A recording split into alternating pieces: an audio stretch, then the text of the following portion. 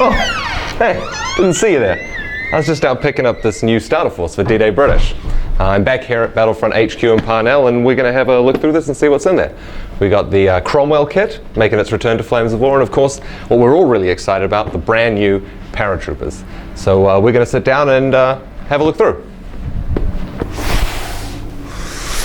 Alright, so let's crack into this. You see the front? British Starter Force, Desert Rats Squadron, and on the back you'll see one of the most important things, all plastic. So everything in here is 100% plastic. And what's in here, I hear you all ask with bated breath? Well, see on the side there, Cromwell tanks, Fireflies, Crocodiles, Start Here booklets, unit cards. I could read the list, or we could just open it up and have a look. So,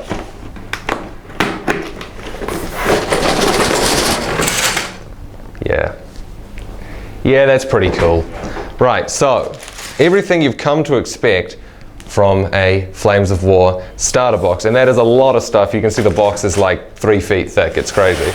But starting here, Start Here guide. I'm going to put those away because those are sort of the very most special part.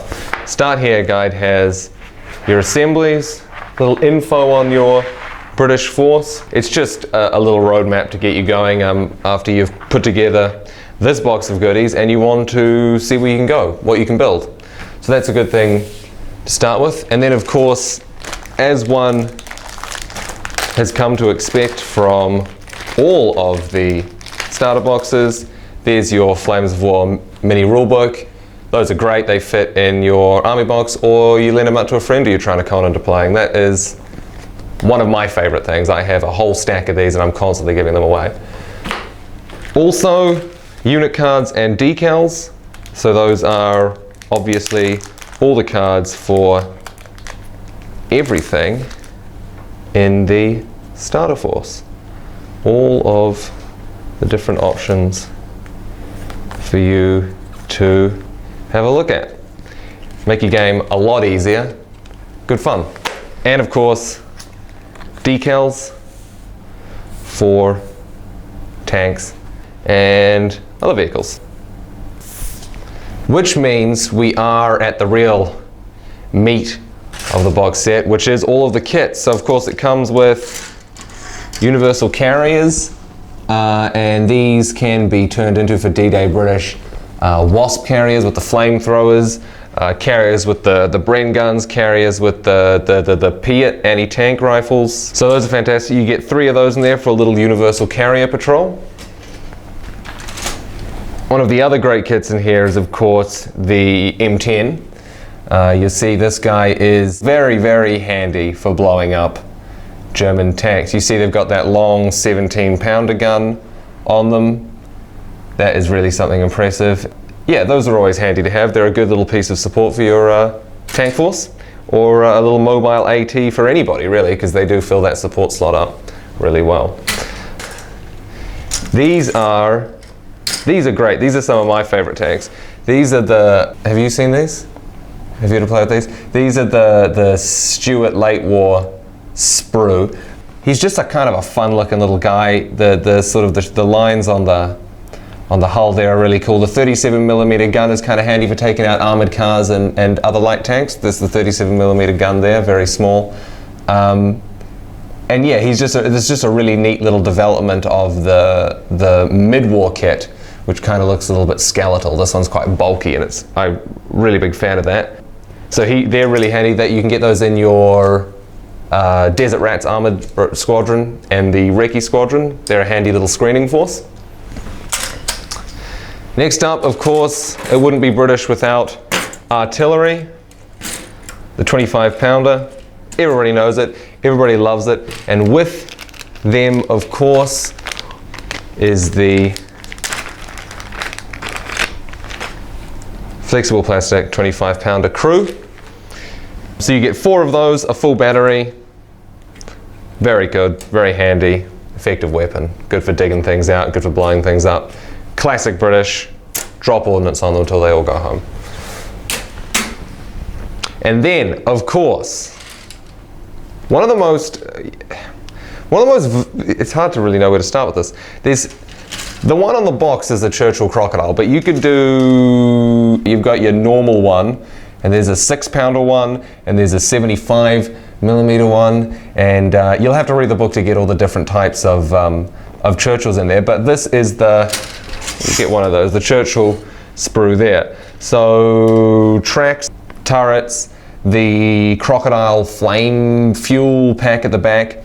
So this particular Sprue gives you a lot of options, and of course there's a lot of opportunity to fit those different options into your D-Day British force. You know, maybe you're doing a Ranger force and you want Crocodiles in to really, well, actually you'd be starting this box, so you'd have Paratroopers, and Paratroopers in Assault, they're going to want flamethrower support, but maybe you want to you know, try out the Breaching Group, another formation that's been talked about a lot. So the Churchill kit, very, very cool kit. So you see we're putting together quite a comprehensive force. Those are a lot of the support options. And the next thing is, these kind of come in a pair, so I'll do one of each. This is, of course, this is the one that we're all really excited about tank-wise, is of course the 75 Cromwell. I have had the pleasure of putting together a bunch of these, and they are of course a very cool kit.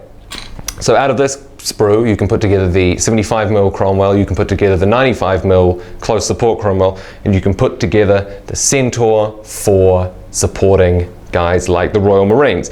And in a Desert Rats armored squadron, you're going to pair up your 2 Cromwells like so with everybody's favorite roving tank buster tank, the Firefly. And he needs no introduction, right? We already know what a Firefly is, but there is the kit. You get a pair of those. So just looking at those sort of options, this is what I was saying about we've covered support. The box set gives you 2 of these platoons, which is to say 2 Desert Rats armored platoons, the HQ as well, and you can use those Stuarts we talked about earlier as the recce element of that. So that's one solid formation in there right from the word go, and a good one at that.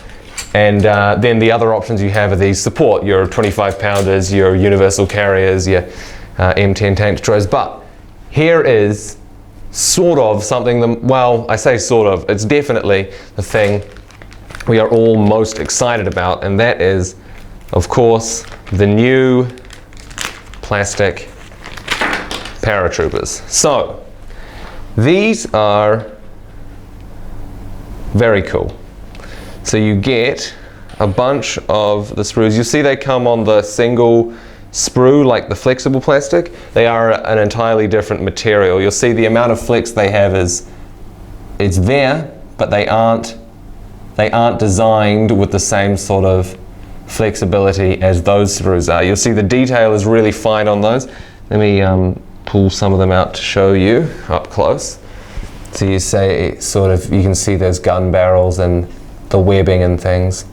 So those are all, you know, pretty exciting things. And in this you get the full complement of MG teams. You get the Piat teams, the little 2-inch mortar, and a bunch of rifleman figures. And so the detail's looking really good on them.